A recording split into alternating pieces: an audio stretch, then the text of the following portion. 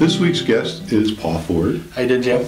Paul, thank you for taking the time to join us today. Paul is a life insurance specialist, and I've asked him to join us today to help us with some of the issues that seem to pop up frequently.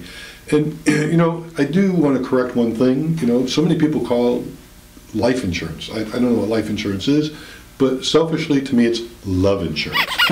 But when should we be looking at, and how often should we talk to a professional like yourself about this love insurance, Paul?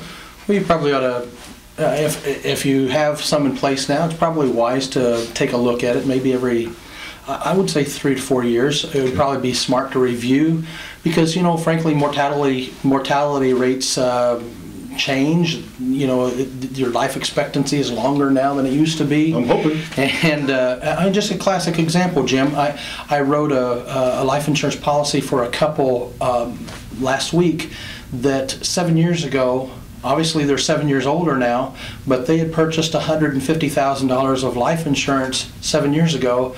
That for the same amount of money, actually a little bit less money, we purchased $250,000 of life insurance last week, 7 years later in their life. And it's just because life expectancy is longer, rates have come down, things are different.